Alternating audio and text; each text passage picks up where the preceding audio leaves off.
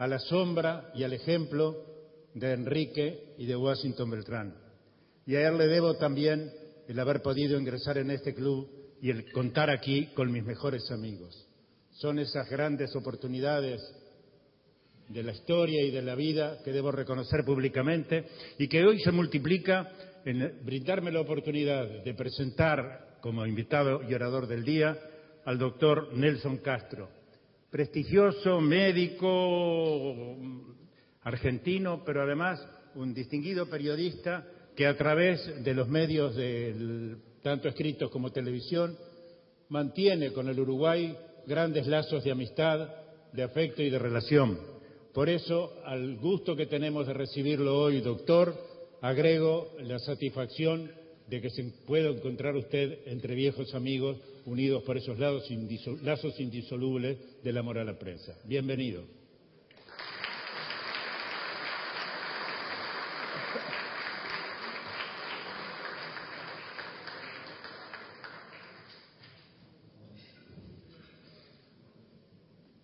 Señor Gobernador del Rotary, autoridades del Rotary,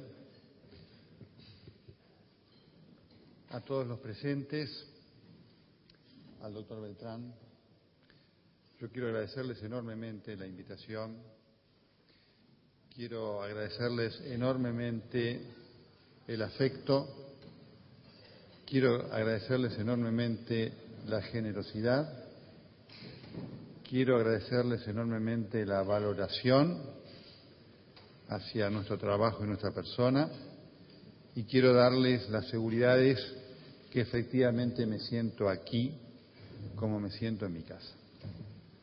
Y les agradezco esta actitud permanente que tienen todos ustedes y en todos ustedes al pueblo uruguayo, que me hace sentir como en mi casa.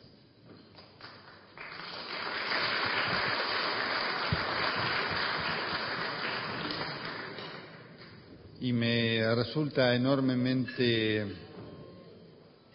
conmovedor ver por parte de ustedes esta generosidad, porque fundamentalmente es esta generosidad genuina la que genera de mi parte hacia todos ustedes mi reconocimiento y afecto. Quiero agradecer también a los colegas que se han hecho presentes en esta mañana aquí en Montevideo, y quiero agradecerles también que sea el Rotary, esta entidad a la que conozco muy bien, esta entidad que tiene una capacidad de formación de dirigentes muy importante, la que dedique un momento a compartir pensamientos sobre el tema de la prensa. Porque sin duda hay dos elementos trascendentales para este momento que estamos viviendo. Primero, la importancia histórica de la prensa en la construcción de una sociedad libre y democrática. No hay sociedad libre y democrática sin prensa libre y, por supuesto, no hay prensa libre sin sociedad libre y democrática. Y el segundo punto tiene que ver con la trascendencia de la hora.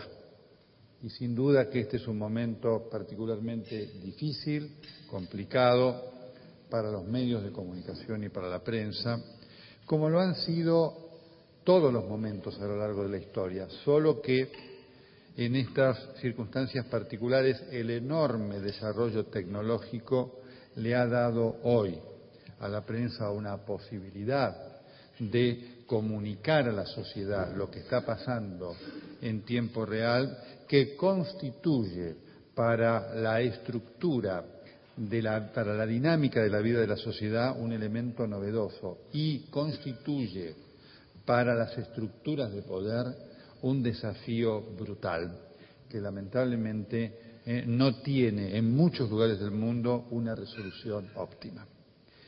Quiero marcar esto, además, como concepto que es muy importante para que tengamos entendimiento de cuál es nuestro rol como periodistas y qué importante es que la sociedad y también las dirigencias lleguen a entender esto. La prensa libre es un factor de contrapoder. Esto no significa que la prensa libre es opositora del poder de turno.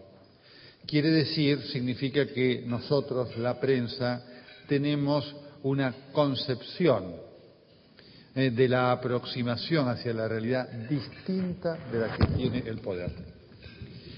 El poder tiene defectos inmanentes que hacen a la psicología humana. ¿Qué quiero decir con esto?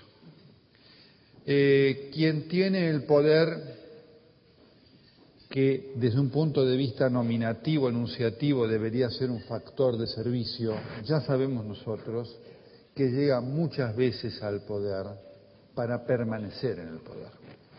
No por nada se habla de una enfermedad de poder. Por lo tanto, el poderoso tiene, en su afán por retener el poder, una serie de conductas prácticamente clásicas, de libro, predecibles. Es decir, quien tiene el poder quiere mantenerlo. Para mantenerlo sabe que debe de alguna manera expandirlo, porque si no lo expande se encuentra con rivales que acechan esa posición de poder.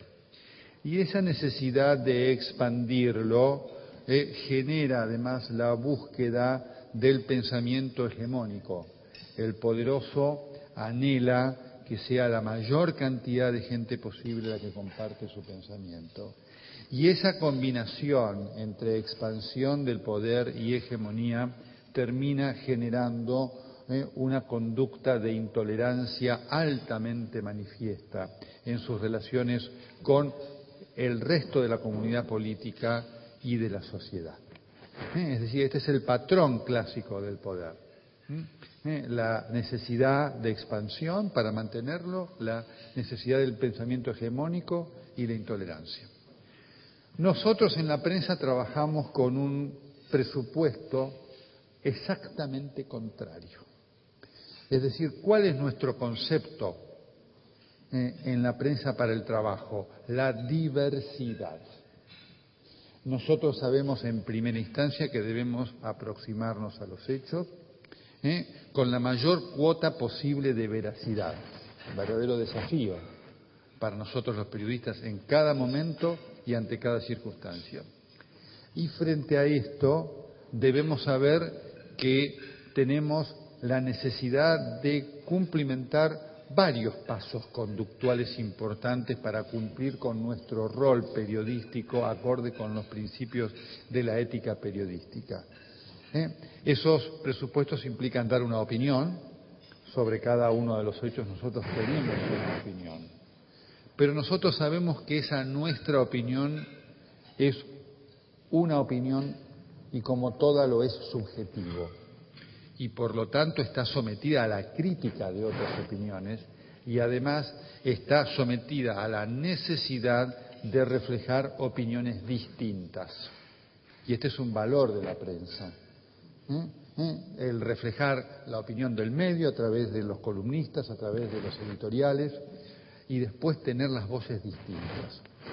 Y esto fundamentalmente es el elemento de la credibilidad fundamental de la prensa, que además, por lo tanto, la credibilidad hace a la necesidad de mantener la diversidad, de reconocer el pensamiento diferente y la heterogeneidad de posturas ante una sociedad. Vean ustedes claramente este choque, este verdadero choque de posiciones conceptuales en relación a los hechos sociales. El poder expansivo, hegemónico, intolerante, la prensa libre, abierta, diversa, sostenedora del pensamiento diferente y plural, en donde nadie tiene la verdad absoluta. Esas dos concepciones producen inevitablemente tensión entre el poder y la prensa. Y esto es de tal magnitud que, como lo han dicho muchos estudiosos, si no hay tensión entre el poder y la prensa es porque algo estamos haciendo mal en la prensa. Y esto no significa decir que está todo mal, Esto significa reconocer que el pensamiento de uno puede ser contrarrestado por un pensamiento exactamente opuesto e igualmente válido. Frente a esta situación, por supuesto, la historia ha recogido los innumerables conflictos y dificultades que ha tenido la prensa para seguir adelante con su trabajo, y sobre todo la prensa cuando actúa éticamente, porque para el poder no hay nada mejor que una prensa corrupta. Los fenómenos de corrupción efectivamente existen en la prensa y deben ser condenados como lo son condenados en cualquier orden de la vida. Pero tengamos bien claro que nada hay más atractivo para el poder que una prensa corrupta. La prensa corrupta le abre al poder una avenida enorme de acción, de injerencia, de presión, de compra de opiniones. El problema del poder lo tiene con la prensa honesta y la prensa libre. Y obviamente este problema ha recrudecido mucho más en la actualidad. ¿Por qué? Por el impacto del desarrollo tecnológico, que hoy efectivamente nos da un poder que tenemos que manejar con enorme responsabilidad. Hace 60, 70 años, es decir, no hace 1000 años, cuando el desarrollo de los medios electrotécnicos era todavía rudimentario, en general de los hechos teníamos conocimiento, la prensa lo reflejaba, ya cuando los hechos se habían completado, ya cuando habían pasado. Y si nos vamos un poco más en el tiempo, que no es tanto, 100 años atrás, nos enterábamos de lo que pasaba hoy, muchas veces recién mañana. Hoy nos enteramos de lo que está pasando ahora. Y esto, por supuesto, nos da a nosotros una enorme cuota de poder que tenemos que manejar con una enorme responsabilidad, pero le crea al poder un enorme problema. Porque obviamente en cuanto nosotros estamos reflejando los hechos en el mismo momento, la dinámica de los hechos empieza a cambiar, no por nosotros, sino por la sociedad, que comienza a tener reacciones para ver cómo se involucra o modifica el hecho que estaba sucediendo. Y esto al poder lo perturba notablemente. Por supuesto que frente a esto nosotros debemos considerar cuáles son las actitudes que tiene el poder. Y ahí nosotros nos encontramos con una repetición de conductas que está presente en la historia. En general, al poder la prensa libre le perturba, como bien decía. Y lo que nosotros estamos viendo en estos momentos es que esa perturbación no solamente se está quedando en expresiones de enojo, sino que está dando pie a acciones tendientes a limitar el accionar de los medios. Nosotros en la República Argentina estamos viviendo un proceso claramente ejemplificador de esta circunstancia, como se está dando en otros países del continente, siendo los casos más relevantes el de Venezuela, sin olvidar lo que está sucediendo fundamentalmente en Ecuador.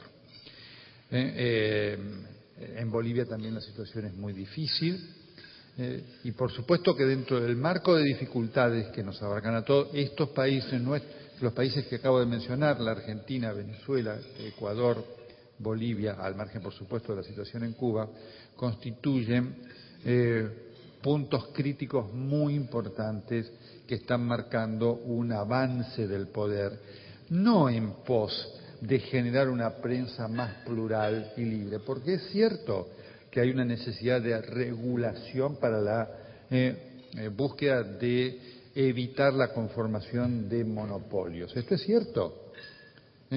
Fundamentalmente, si los monopolios son malos en todas las actividades, mucho más lo es en algo como la prensa. Pero lo que está ocurriendo, sobre todo en la República Argentina, no es, en este caso concreto, y lo pongo como ejemplo importante para seguir con atención el significado de estas palabras, porque lo que me interesa fundamentalmente es marcar que estos enunciados y estas situaciones de análisis que a veces parecen